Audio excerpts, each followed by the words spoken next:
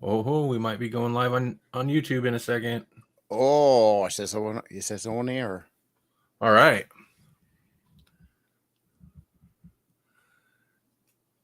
Can you send me a link so I can look at you guys? Oh, I'm sorry. Yeah. That's how you start a stream. What link did I send you last time? I think I sent you the capture link. I'm not sure. Which is basically what the streamers will see for the most part. Hey YouTube, what's going on? We're streaming, which means we're setting up the stream. I feel like this is why like big streamers, they have the big countdown. Remember, I used to have the 30-second countdown. And I feel like big streamers like use the like 3-minute countdown so they can actually get ready, get prepared, whatever. Oh, yeah. It seems we would just sit there and wait sometimes. for the 30 seconds to click over. Yeah. Was it like my friend Bad Gamer Elite? He's got like a 2-minute countdown or whatever. Mm-hmm. But half the time he's not ready by the end of that countdown, and he's just like, hang tight. Well, that's if kind it's of too long, he'll just like end the stream and start it again. Oh, really? That's actually funny. I was gonna say that's kind of the thing. Like, you can't really tell how well if everything's right until you're streaming and you can see yourself, and you can't. In the case of some things, I don't know. Maybe it's different for different platforms. It's just easier to start the stream and then look like everything look okay, Yeah. This is exciting. People love this. We're still in the pre-stream. We're still in the pre-stream. Listen, this is the, when you get here early, this is what you get. You get the good stuff. The us fumbling, us acting like humans, that whole thing. And then we'll fumble for the rest of the show too. Acting like humans, doing normal human things. Yeah, except like supposedly on a topic. That's the only difference of when we get rolling. We do have a topic. In fact, you know what? This is the perfect kind of nonchalant, non-content, non-tent. Non-tent. Whoa, coin that. This is the perfect kind of. That's it. Oh, we need another URL. Someone get nontent.com. Oh, somebody's probably got it. It's too good. It's too obvious. I don't know. Nobody had nerd sounds. That's true.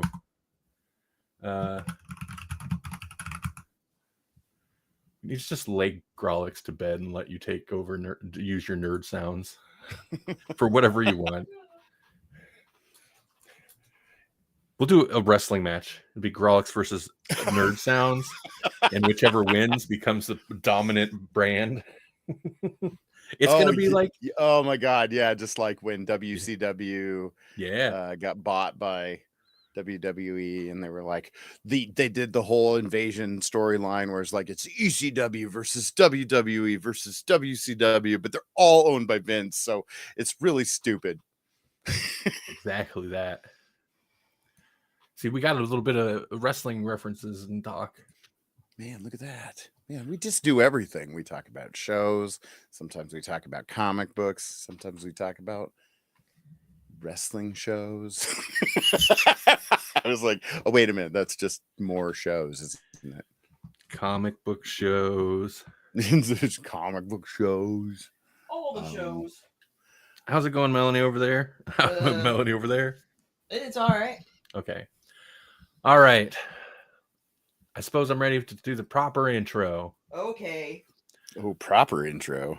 Welcome to Grawlix Nights, the Grawlix Podcast live show. I'm Randy. I'm Melanie. And I'm Jesse. Hey, everybody. What's going on? I look terrible today. Hey, everybody. What's happening? I lost it. We are streaming on YouTube now. Hey, YouTube. We've been streaming on YouTube for a little bit. And Helix Rock Radio. That's right. rockradio.live. We're live over there. This is not the usual intro.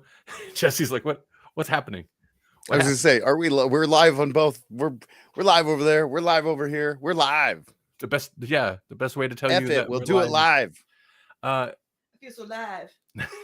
Here's what's happening. Here's what's on the agenda. We're going to talk about Daredevil Born Again because we're caught up currently. Episode 6 is out.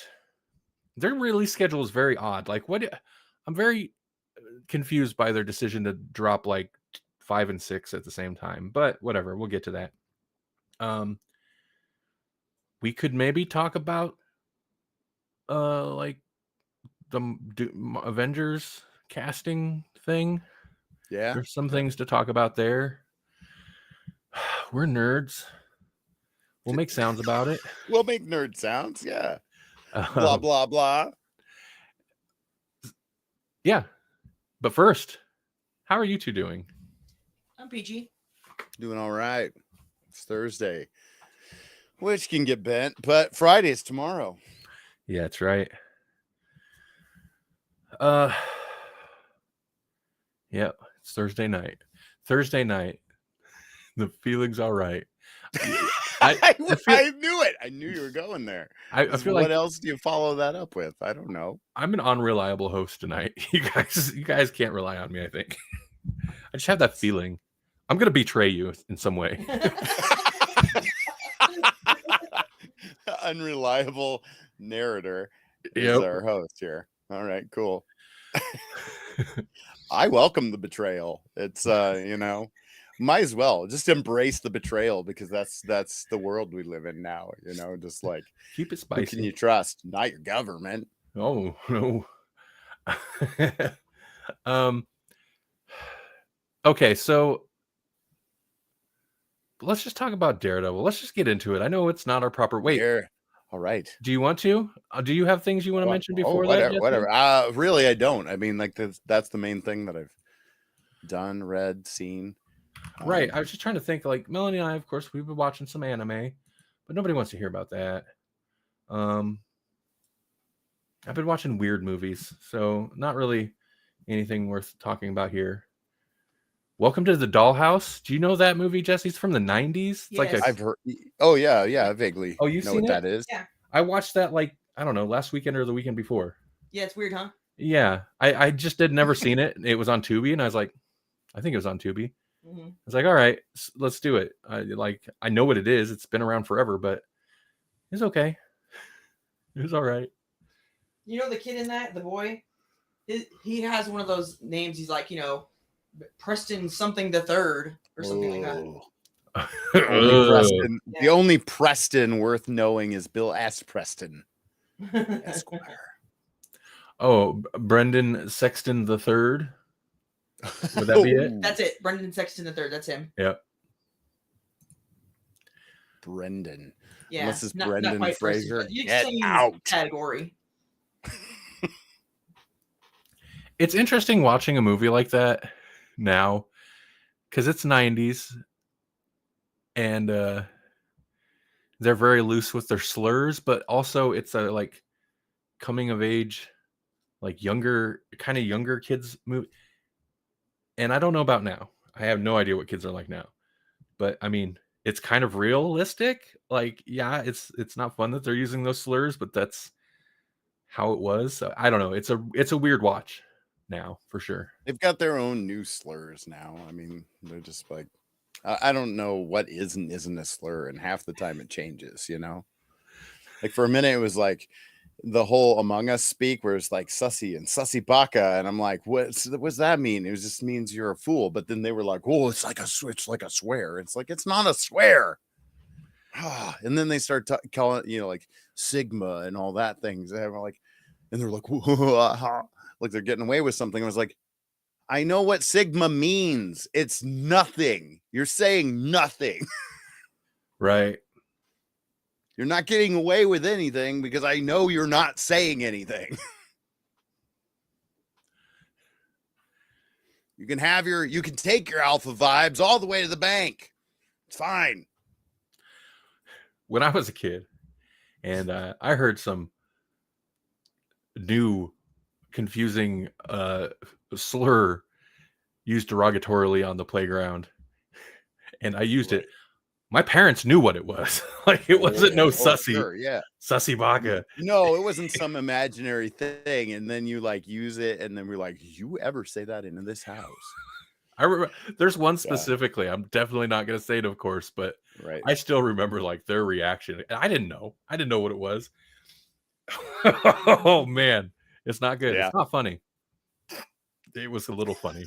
Well, it's funny because a little kid does. It's like when you hear a little kid swear and you were like, Yeah. what do you say? And you were like trying not to laugh because it's That's exactly it. It was so like inappropriate. A little kid. Also, it was like, what?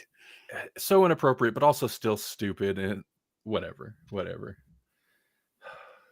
They grew up in a different time. They being us. Yeah.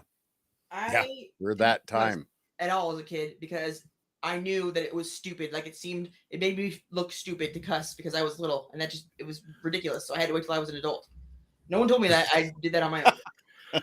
Melanie's self-awareness has always been like supernatural. Well, right. You were like, you're afraid of your toys. Yeah. You're like afraid of that if you disrespected the nature of things. Yeah. It's a very respectful child. Yeah. Still am. You are still a very respectful child. Yeah. Whatever. Also, Hurly Burly. I watched that. Talk about movies that did not age well. You know, it's about some Hollywood scumbags. Yeah. Treating women pretty poorly. Kevin Spacey's in it. Although I don't think that's not exactly what he was accused of, but you get the point. Yeah, I was gonna say, it's in the vicinity. Yeah, it's in the neighborhood. But I'm kind of a sucker for that movie. It's one of those movies where I understand why people don't like it, and it is every character's just a dirtbag. Almost every character's just a dirtbag. And some movies I have tolerance for that, some movies I don't. But that one's the dialogue's so overwritten and over the top that it's kind of amusing to me. So I don't know. Kind of hitting some nostalgia watches, I guess, is what I'm getting at. Apparently, I'm not having a midlife crisis. You are. Yeah. I guess did you guys watch anything else you want to talk about before we talk about Daredevil? I didn't really watch anything. It's just all been like, I think the only other thing I made time for was D&D, and so I sent you guys like an audio bit that I made for it, and so that's the only thing. It's like take these podcasting skills and use them for other stuff too. I was gonna say your D&D game's getting pretty extravagant. Your production on your D&D. Oh yeah. I only do like one clip per game or whatever, but it's like I said, have fun with it. It gave me Lost Highway vibes. I mean, it's a very different scenario, but sure. If you're giving me David, I love that clip. You sent me a clip of what's his name, the Mystery Man or whatever. Yeah. The Mystery Man. I haven't seen Lost Highway in forever, so I was like, oh man, yeah, sweet. That's like the best clip where he has him call him. Oh man, he's laughing at the same time as himself on the phone. Like that's awesome. The laugh, particularly, you're getting good at nailing the villain laugh, and then just your production on your clip. I think it was that triggered that, and I was like, "This is good." I appreciate that. Of course. I don't know what that means. Daredevil. Yes, welcome, Daredevil. Melanie, did you say you watched something? You seem to be mulling it over. Nah. I already said. Oh, Melanie. What? Did you watch anything else you want to talk about? No. Okay. We're watching several anime and a murder detective show and mixed in there and whatnots. Gotta have murder shows. Gotta have the murder shows. Yeah. But so when can we talk about? Okay, so we're going to talk about Daredevil Born Again episodes 4, the last 3. Yeah, 4, 5, and 6. Which is not like we're that far behind. It's just they're releasing them in a very weird way. Well, we missed last week, which would have been the Punisher episode. Right. And then they went bam this week. So I don't think I realized, and we still have is it half a season or like 4 episodes, 2 episodes? I don't know how many I feel like they're episodes. ramping up pretty fast, and it doesn't Yeah. seem like anything goes past 13 anymore. So I'd even be surprised if that we hit that. yeah, I'm guessing right around 9. I'm guessing we have maybe 3 episodes left. Watch, Right. it's 2. Oh, well, you know what I did watch? I watched an interview that Randy made me watch with Vincent D'Onofrio and whoever the Charlie Cox or something. Vincent D'Onofrio is embarrassing. Like, I had to leave. It was bad. Oh, pretty cringy. Yeah. He kept trying to do a British accent for some reason. I'm like, just stop it. Just stop. And Charlie Cox is British, so he's like in front of a British person doing. I think he would left by then, but he actually calls Brits out for being a-holes to Americans doing British accents. But when Brits do American accents, we're all like, "Oh, very good. That's very good." Yeah. Yay! He is a little embarrassing. With the exception of David Tennant, I would say that they usually are pretty solid. All of our superheroes are British. David Tennant's the only one I can think of that does a bad American accent. I suppose Benedict Cumberbatch in the early days. Right. His was a little iffy, but like he's pretty good at it now. I don't remember his name, but the guy that played House on House, they talked about him having to redo a bunch of takes because he had problems with certain words. Oh, I could see that. Like boy, I don't know why it's any different, but apparently he says it real weird. The last time I seen an actor where their accent took me out of it was the second. Is her name Claudia in Interview with the Vampire? Yeah. From the I think that's season 2, Claudia. Mm-hmm. At one point I was like, she's British, isn't she? And I looked it up, and she is, because even though she's supposed to have that New Orleans accent, when she gets excited, it slips, and that's the last time I can remember really noticing it.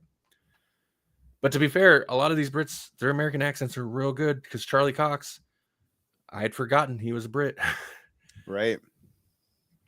So, well, and then what's his name? Plays not Carl, Rick Grimes. Right. It was Abraham Lincoln or whatever his name is. Is it Abraham Lincoln? Lincoln something. It can't be Abraham Lincoln. Like, oh, Abraham Lincoln. Something Abraham Lincoln, the famous Brit. The super famous Brit, you know? Boss gone 7 years ago. The least British accent of all time. You know what, though? It's Andrew Lincoln. So Andrew Lincoln. We can't fault you too much. I knew it had like an A, and I was on the right track. I was there. You were real close. You know, Rick Grimes, Abraham Lincoln. No, he's a vampire hunter, isn't he? That's right. That's right. Yeah. Did you ever see that? I don't remember if we. I did. It was a decent action flick. Don't think about it at all. I remember being so surprised that it took itself as seriously as it did. Mm-hmm. Yeah, like, wait, no, this is actually like trying to tell a serious story. What are you doing? Well, that was that whole era, and it's the same author that did Pride and Prejudice and Zombies. Right. And I don't know if you ever watched that one, because that one had Matt Smith in it, and so I was like super excited about it, and I was like, this is awful. This is terrible. No, thank you. You know how I love people, but sometimes I'm like amazed at their non-knowledge. And I was talking to somebody the other day, and they were talking about, I like Sense and Sensibility. Oh, and I like Pride and Prejudice. And I'm like, well, yeah, that makes sense since they're by the same person. And she's like, what? And she's like, right. Like, so I had to explain. Wild. Like, oh, wow. Sometimes an author will get, they'll have a good book, and then they'll be asked to make another book. Yeah. Right. It's weird, but it happens. Mm-hmm. Okay, so Daredevil. Real quick, let's do a little. Yeah, episode 4 was the Punisher cameo. I don't think I realized how cameo-y some of these cameos were gonna be. Oh yeah. Like, is he not? Do you think he's just not? He's probably not coming back. 9 episodes, by the way. If you look up on Wikipedia, they list 9. Obviously, 7, 8, and 9 aren't out yet, but that's the total. Although season 2 has been confirmed. As of last year, it was confirmed. It'll be 8 episodes. Jesse, sorry to ask a question. You're more knowledgeable about the Marvel universe. Who did you know what the bad guy is? Muse. I've heard of him, but I don't know a whole lot about him. Like in the Marvel universe, I'm pretty sure he has a power, and I don't remember what it is. Yeah. I want to say maybe it has something to do with precognition. Maybe I'm just. Oh, I mean, 'cause it's Muse, Yeah. Well, he's creepy looking. I'll tell you that. Oh yeah, absolutely. Yeah, I kind of dig what they've been doing with like tying him into this whole Kingpin being the mayor thing and making his street art stuff like yeah, like impossible. they made his street art impossible to take down. Right. Dang the man. Also like 60 upwards of 60 people, like that's a super serial killer right there. Yeah. But if you stick to the homeless or undesirable people, you might be able to get away with it. I don't know though. In this day and age, everybody has a cell phone. I feel like I should have known this, and I probably did. And I don't think there's a whole lot of people that watch us religiously these days, but it's probably good because they'd get tired of hearing me repeat myself. I did not realize Aaron Moorhead and Justin Benson were show running this. Moorhead and Benson, they've made those awesome mind-bending sci-fi horror movies that you like. Yeah. I like those too. Let me double check that before I spread fake news. Yeah. Like Synchronic, The Endless Spring, After Midnight, She Dies Tomorrow. Like they've done a bunch of cool stuff. Yeah. Well, they produced a couple of those. They didn't direct all those, but anyway. Anytime you can take one movie and just plug it into another movie as just a scene in that movie, that's pretty freaking amazing. Right. Like it's like a backdoor spin-off movie. Yeah. That you just aren't expecting. So what even happened? I looked up Muse's powers, and his powers are super strength, speed, and imperceptibility, which would make him very difficult for Daredevil to battle. Imperceptibility. Because if you're imperceptible, right. How is Daredevil's senses going to work? So. What does the imperceptibility mean? Like, is he one of those things from Doctor Who where you have to like write it on your arm? That's how I would describe it, as like a perception filter, where it's just like it's like if you're not paying attention to it, it's not there. Yeah. That'd be good for a tagger. Yeah. For graffiti artists. Right. Yeah. For sure.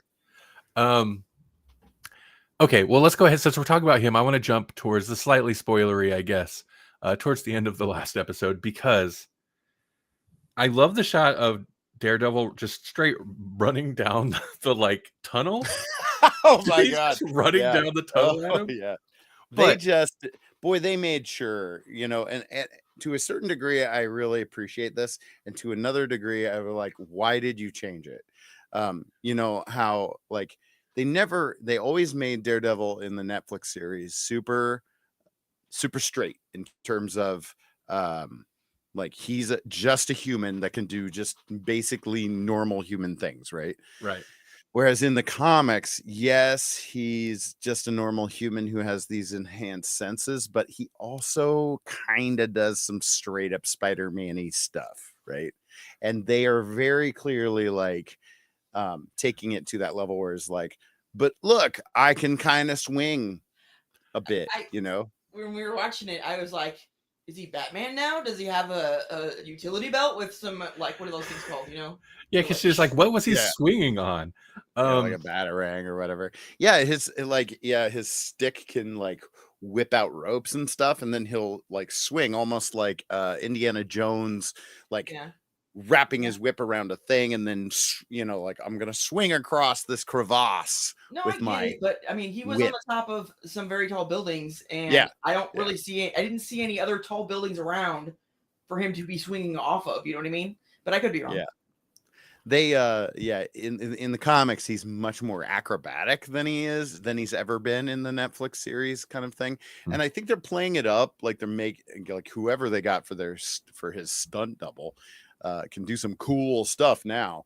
Not that he couldn't do cool stuff before, but he's much more acrobatic with his martial arts now. Mm-hmm. Right. It was a cool kick, but he did a kick, I think, in that episode, which was just like a totally unnecessary flip. Yeah. Fancy flip. Looked cool, but that was actually something. One of the random Charlie Cox, Vincent D'Onofrio videos we watched last night. Charlie Cox was actually talking about that exact thing, about specifically in reference to like the Oner at the beginning of the season. But he's like, we're still keeping it very very like practical, this and that and this and that. But with Disney, they are giving it like that 5% more, you know. So okay, there 5% CG use in there just to like, and he pointed out like a scene where what's his name? Bullseye runs out onto the roof, and then Daredevil swings up and lands on the top of the roof and whatever, and he's like that, where he just swings out of nowhere, lands, and it moves so fast in a way that's like not really realistic, but they're just giving it that little bit more of that superhero. Yeah. So like that's an acknowledged thing. Mm-hmm. Also, it felt like a little bit of like hand washing away the like rough CGI body like oh man takeover dummy when he's running like that's not a person. Yeah. Also, he was talking about in that fight with Bullseye having to react to the knives that weren't really there, and that was like choreography he'd never had to do before. There was always somebody physically there, at least like throwing a punch for him to react to, and this was weird and more difficult for him or something. Yeah, sure. Yeah, that makes sense. Yeah, you can definitely tell they're leaning a little bit more into like beyond the visual look of it and the visual effects, I think, and I'm fine with it. And I was glad when he showed up, but I think the most unrealistic thing was, how did he find Muse's lair? Oh, okay. Yeah, I was just talking about that because I was like, I know he was just like researching these underground tunnels and stuff on his computer screen and whatnot, but is he really just gonna find? Oh, yep. Yeah, like as I'm saying this out loud, that's when he's doing the running thing, and I was like, oh yeah, he's just gonna find it because he was just researching it on your computer. Blink and you miss it, kind of thing. She kind of had indicated they were all along one particular line, so that might have helped too when she was talking to him in his office or whatever. Maybe he had just been running down the entire line, and Muse happened to hear him and peek out when he got to him, which makes it funnier to me. Yeah. I mean, definitely don't think about this one too much. Right. This is where they're like, listen, we only get so many episodes, so we can't spend an entire episode looking for her. I was like, he's gonna have to find her fast, or she's just gonna die. And you want him in the suit or not? Right. He's in the suit. Shut up and enjoy it. Yeah. What did he? It's gonna be a red blur. He's super fast. It's cool. Yeah, I don't know what he injected her with. Probably just, I don't know. Maybe she's gonna get superpowers now. It was green and glowy. Ooh. That's like Teenage Mutant Ninja Turtle stuff. They were in a sewer. Yep. Maybe she will become the next White Tiger. Right. That makes sense. He is bloodline relative, you know. Speaking of bloodline related, all the other cameos and whatnot that we got through these episodes, like the episode that precedes it has Kamala Khan's dad in it from Ms. Marvel. Okay. And they just keep referencing Jersey City and all that. It was like, hey, here's the cameo show, which is also how the Punisher episode felt. See, and I knew, like, they even directly mentioned the Marvels or whatever, Miss Marvel. Oh, yeah, the Funko Pop. The Funko Pop. He's got to show off the Funko Pop to the blind guy. The way he said, as somebody who didn't watch that show. Oh, sure. It does come across weird the way they say it. But now knowing that, he's a character or the dad of, he's from that show or whatever. Makes more sense. Makes more sense that they're like, Kamala. Hey, like pause, hold for applause. Mr. Khan. Yeah, it was a little awkward not knowing. That's got to be what it's like to go watch any Marvel movie if you've never watched a Marvel movie. You know what I mean? Like anyone from after the first wave. Yeah. Because all of them will do that thing where they'll have a cameo or somebody will pop up or something, and they do put a little beat in there for like audience recognition. And I've heard people talk about like watching those movies without knowing the other stuff. Yeah. Anyway, that was in the stupid YouTube interviews we were doing. That was another thing that Charlie Cox mentioned was he went wherever it is that he lived. Him and his wife went to the movies on opening night or whatever, and like snuck in to watch what is it? The Spider-Man movie? Yeah, with his cameo. And like nobody reacted. It was like, that's great. That's such a bummer because there was a reaction even in the theater we went to. Mm-hmm. Well, he just had a dud one, I guess. Yep. The bank episode, this season structurally is very strange. It's very weird. Racist. It's very racist. I know. Yeah. I was thinking that was like, really? The Irish are going to be the bad guys on the St. Patrick's Day episode? Right. Come on. Right. Exactly. I mean, they kind of redeemed that by saying it's just another day. But. And the joke. Like, oh, the joke. Yeah, too. Like, oh, man. And then you got to have the Asian doing the stereotyping. Come on. Mm-hmm. It's not woke enough. Right. This is before DEI was canceled. They're woke broke. They got it all wrong. I did like the bank episode though. It felt very contained because it kind of was a contained episode. It was almost a bottle episode. It was almost all this bank heist. But I do like well, how's Matt going to deal with this? Right. And part of that is definitely risking everyone's lives by antagonizing the bank robbers a bit. Was this, they didn't really do anything else. It was all the bank robbery in this episode, right? Like it was super funneled in. Okay. I think it's the next episode where they had to mirror everything and be like, listen, this is what's happening to Wilson. And here's how it's mirroring what's happening. Like they both tried so hard not to be who they are. And at the end of the day, they just have to embrace who they are. I think Wilson or not. Yeah. Fisk's. Wait. Yeah. Yeah. I think his power is connected to his weight because his suits got too small and now he's strong and mean again. So I think that you just need to keep the guy on a diet if you want him to be nice. That's so funny because I had that same thought and we didn't talk about it, but I had that same thought. His evil, the more evil and strong he gets, just the fatter he gets. He's just bigger. He's oh man, we're gonna need a new wardrobe. And everyone was like, does that mean he's gonna put a white suit on?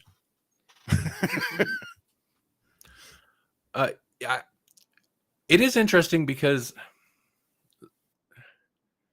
we are getting a heavy, like it is as much a Kingpin show as Matt Murdock show. In fact, sometimes there's definitely episodes that lean more Kingpin.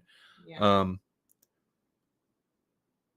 But that seems appropriate because that's kind of how at least one or two of the seasons. I was going to say that I kind of preferred those seasons in Daredevil. So, because it was at season 2 that wasn't, and it was just like, ugh, can we just have Kingpin, please? Because he was just so good. Were they doing the hand stuff in season 2? I want to say that's what was going on in season 2. Is it was more Elektra heavy. And I know that's important to Daredevil lore, but I have a hard time. Like it's kind of a bummer that the what was the team up show called? Defenders. The Defenders, I think, was kind of really tied into that. Yeah. And that's kind of maybe part of why it wasn't as memorable, but yeah, whatever. It's interesting. Like if they were to do the Defenders now, they could do that whole storyline where the Hand convinces Frank Castle to be their top general. Oh, interesting. There's this whole storyline where the Punisher is working for the Hand. I know there's still a couple cameos we have to get because characters from other shows, the other Netflix shows, and I'm really a little bummed seeing how the cameos have gone so far.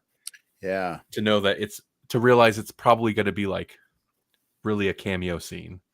Yeah, they're not integral to the plot like Punisher showing up. Right.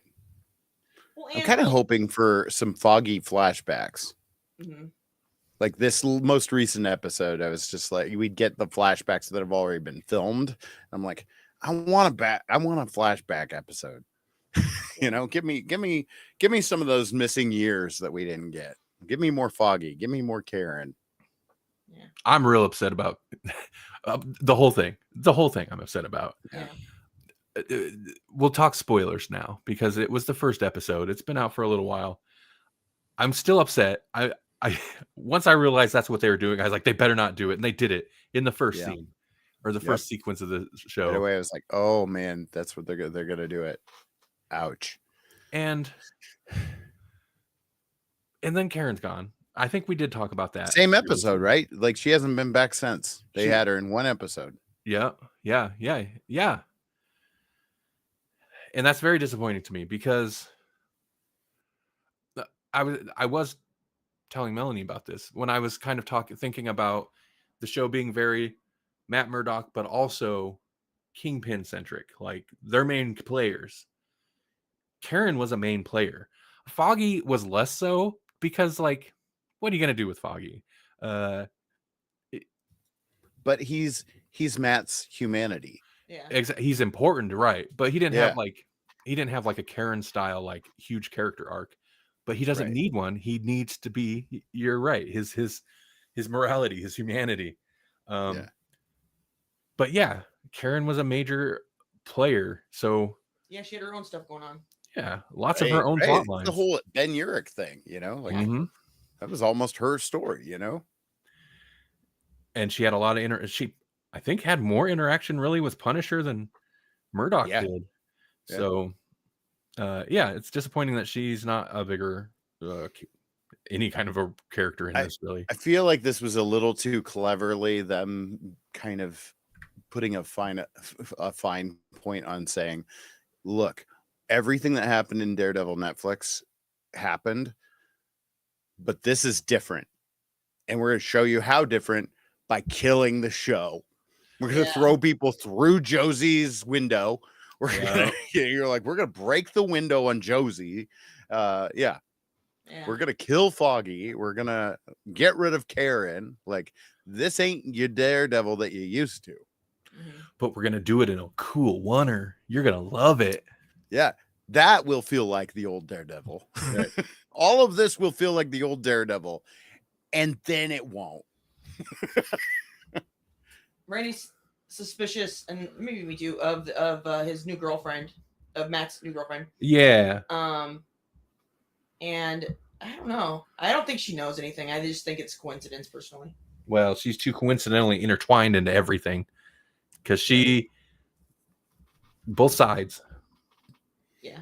She's wrapped up in both. I mean, it's like a doomed relationship. I mean, all of Matt's relationships are doomed. Like, even his relationship with Echo was kind of set up by Wilson. Right. Fisk, so, you know. Yeah.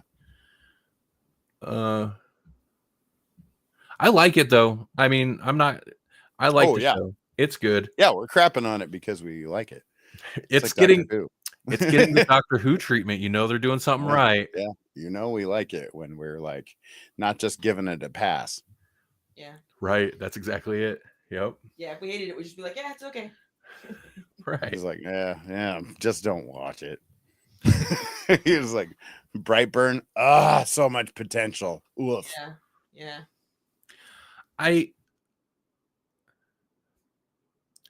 The production's not bad. I don't know if I feel like it's not necessarily, I don't know how memorable really the original series was. Like there are certain things that definitely were. Um, it would be worth revisiting the original series to kind of compare production and tone a little bit, but like it's close, it's good. I don't know if it's as good, but it's also like, yeah, it's not ruining it. It's whatever. It's still entertaining on its own for sure. Right. I would like more Punisher if they're gonna keep hammering this Punisher logo thing, you know. Yeah. Like I'd love to see Frank actually come into contact with one of these guys. But we're probably not gonna see that. He looked like such a mess in that episode too. He is rough. That's just like his character. He's had so much. Bernthal is great in that character because he brings so much like uncomfortable, nervous energy to him, even if he's like not going crazy. Yeah. He just seems shifty. Yeah. And like, oh man, he just pushes the button so hard. Oh yeah. That's what he's always been good at doing in those roles. Like when he was Shane, when he's the Punisher, he's like, what are you doing for him, Red? You know, he's like, I'm gonna push the foggy button right now. What are you doing? That was pretty. I heard that was not a bad impression. It was close. He's got a certain way he talks. Him as a person is weird too. He's not weird. He's interesting. He has such a like kind of very masculine bro personality. But maybe the friendliest version of that. You know what I mean? Yeah. Like it's. Have you guys seen that video where Deborah, you know, like Karen Page and him talk about D&D, and he's like, I just don't know, I just don't think I could get into it, and then she just snaps into DM mode on him, and he's in. Have you seen that? No. Oh yeah, you should track down that video. It's pretty good. Where it's like, yeah, I don't know what it's called, but it's basically John Bernthal and Deborah. Was it Deborah Wolf? Is that her name? I think so. That sounds right. Yeah. Deborah Wolf gets John Bernthal to play D&D in like, or explains D&D in like no time. And it's just like, you could just see him, like the actor just goes like, well, what do I hear? or that kind of thing. It's like, well, how far away are they? He's just like that. He's like, he's ready to hunt some orcs already. You're like, boom, let's just go. I like it. I'm really curious where some of the mayoral stuff is going, and his like his young yes man, who I kind of like how they've been handling him. He's like, his character's not necessarily interesting, but like his interactions with Fisk is interesting, and him like stepping up and owing to his mistake when Fisk was in the middle of a rage is a very dangerous thing. Yeah. Very dangerous. But the writing's pretty good at that kind of dynamic of like, you know, oh, Fisk will remember that. Like, you know, just the like, he liked that. He's like, oh, okay. Earned a little respect or something. Well, then there was this like moment where I was like, oh no, he didn't forgive it, you know, when he's like eating the meal in the basement, and I'm like, oh, who is this? Oh, right. Who's in this cage, you know, kind of thing. And then you find out who it is, and you're like, oh, well, that makes sense. But for a second, I was just like, oh no. He didn't kill the guy, but he's keeping him in the basement. Yeah. Did he kill him? No, he didn't kill him. He just threw. No. He just whatever, beat the crap out of him later. Yeah. Right. I love that bit when he throws him an axe and it's like, come at me, bro, or whatever. Yeah, basically, it's like, you know, come at me, bro. I want to picture him saying it. No, it's okay. No, that was good. That was a very Kingpin moment. That's very, you know. Oh yeah. I wonder how they're going to handle the crime. If you know, is he going to go back and do something about it? It's interesting. There's a lot of dangling threads here, and I don't know how they're going to weave them all together. You know, it's like, right. Muse is still out there. obviously Kingpin and Matt are gonna have to come to blows or something. Maybe that's what we'll probably end the season on that, right? Like Right. they're probably not actually going to have a confrontation, but like they'll end the series with, oh, all bets are off, and I'm going to use every lever of my political power now to make sure that Daredevil's no more. Especially, sorry, go ahead. Wasn't there like a trailer or something before it talking about them having to work together? Oh, I don't know. I swear I saw one.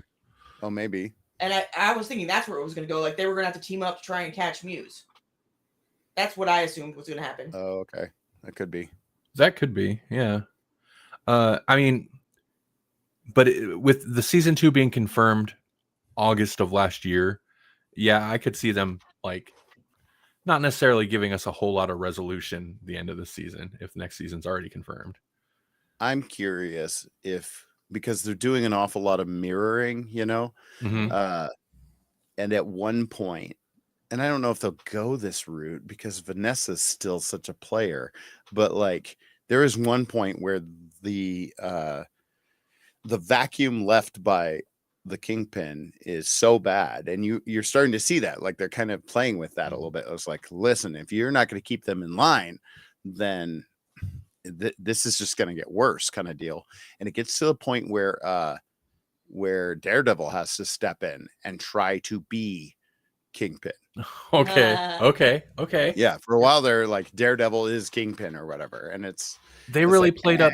They really led into that type of storyline with Luke Cage at the end of, I think it was the second season, before they left on kind of a cliffhanger before it got canceled, but they kind of set up a similar scenario where there was a power vacuum and Luke Cage was like, oh, I guess I'm gonna have to step into it. Right. Yeah, just to make sure that things didn't get as bad as they could get, kind of deal. Right. Interesting. Yeah, I'm a little surprised. I feel like it seemed like it would have made sense for Vanessa to basically seem like she stepped into the Kingpin role to retain that, but also I kind of feel like she hasn't. Like I feel like Wilson's like, we can't be connected to that, Yeah. So. Well, that other guy could have run it for them, but then he had to go and sleep with Vanessa, so now he has to live in a cage. Right. Yeah. He was axing for it.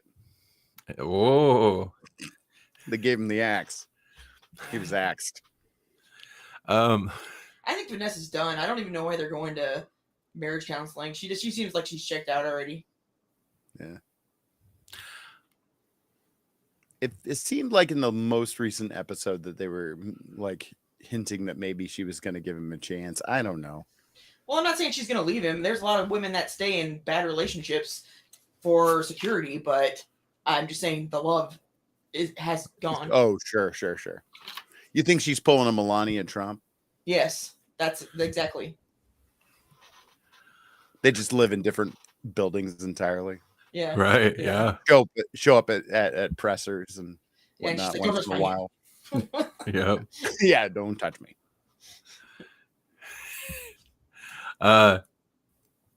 Dressing like Jack Nicholson's Joker.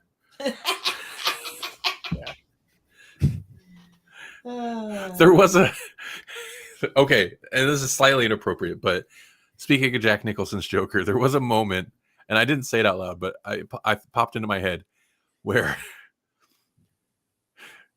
Wilson Fisk pops open that cage with the guy in it and goes, "Don't rub another man's rhubarb." That popped in my head. Oh, sure. Yeah, I can see that. Yeah. These are the things that pop in my head sometimes. Sure. Anyway. Yeah. Matt's in a weird spot. And his plot lines are kind of in a weird spot. Yeah. It's not like he hasn't had anything to do. And I think some people were kind of disappointed that there was so much court stuff, but it's fine. It's fine. He's spiraling back into the Daredevil role. And right. On one level, I'm like, about time. And then on another level, it's like you'd think that it would be a little less I don't know, that he'd fight it a little more. Yeah. He's not fighting it much. Like, it didn't take him long. Yeah, but that letting a little girl die is a big catalyst, you know. Absolutely. But I mean, like, even in the bank robber episode, it's like he just jumped full on into it, and then even put on a red ski mask. I was like, right, that's a little on the nose, but okay, yeah. You know, I think he's probably the most unrealistic superhero because no lawyer is going to have enough time to go be a vigilante. Also, that's just not going to happen. right, and be a good lawyer. Yeah. Right. Saying it's like no, was it no way home? It's like that's just his line now. Is I'm a good lawyer. Right. Yeah. Right. No, I think Foggy was a good lawyer, and Karen was probably like a good researcher, and that's how they got along. But they don't have that excuse now. Yeah. Right. Yeah. That's what makes him a superhero. Yeah. It's what makes him amazing. Oh, you know what else is amazing? What? Science. And recently, it worked the way that it's supposed to. And some scientists, let's see, Christopher Chiba and Kevin Hand, challenged their own 2016 proof that electricity could not be generated by the Earth's rotation. It was... Hold on. It turns out that they were wrong. Sorry. So they used a 29.9 centimeter hollow cylinder made of manganese zinc ferrite, angled to be perpendicular to both Earth's rotation and magnetic field. And then surprisingly, a continuous stream of 18 microvolts, which isn't a whole lot, but still, was created. Doing the same experiment with other materials or different angles did not produce any electricity. But using the first setup that I mentioned did produce electricity in several different locations. So it turns out that you can make electricity just from harnessing the magnetic field of the Earth. And Tesla was right. Again. As the world turns. Yep. And that's good, another source, even if it's small, another source of free, clean energy is amazing. So, yeah, for sure. It's good. How much can we charge for it? Yeah.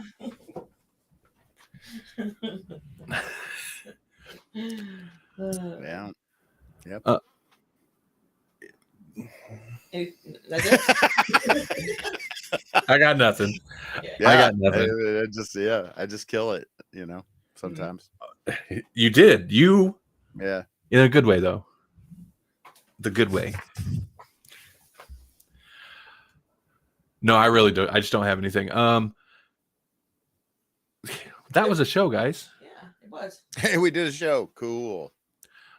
Jesse, got anything interesting you want to mention before, or something coming up? Anything before we bounce out? I think I mentioned it a couple weeks ago, but I did record with Covert Nerd, and I don't know when that episode's coming out, but when it does, we'll post about it. So we sat down, we chatted, we did the thing.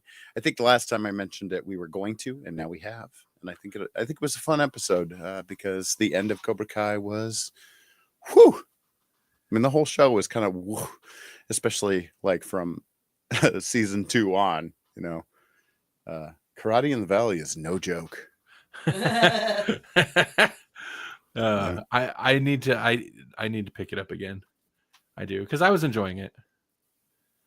It's fun.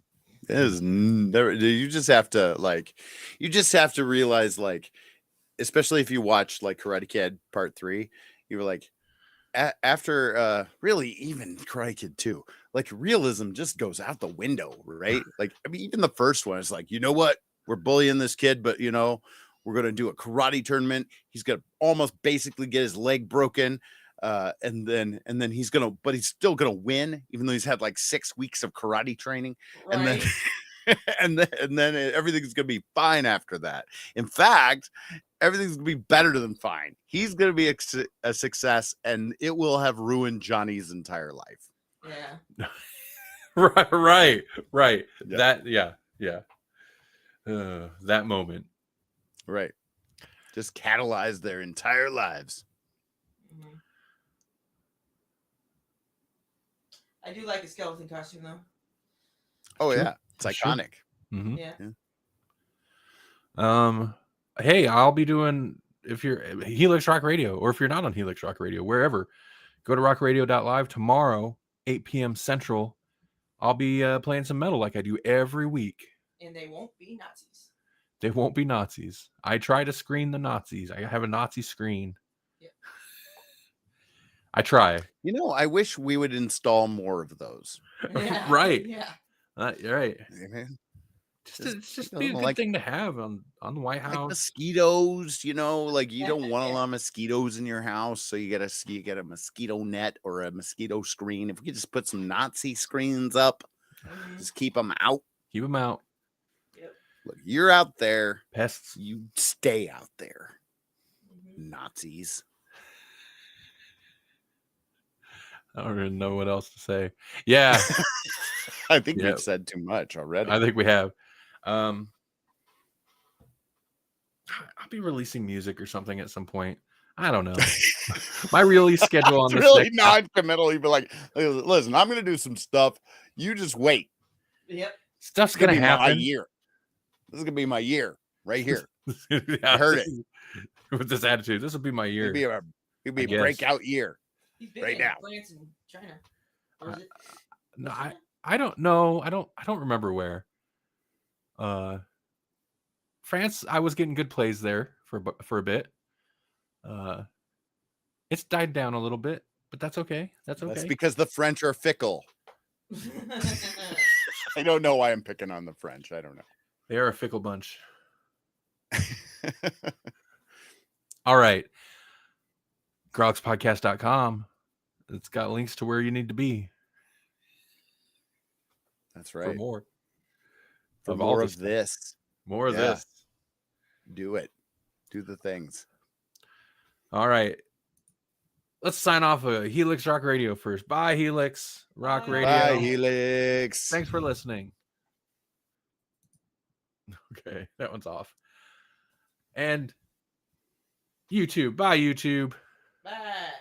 Bye. What a weird, like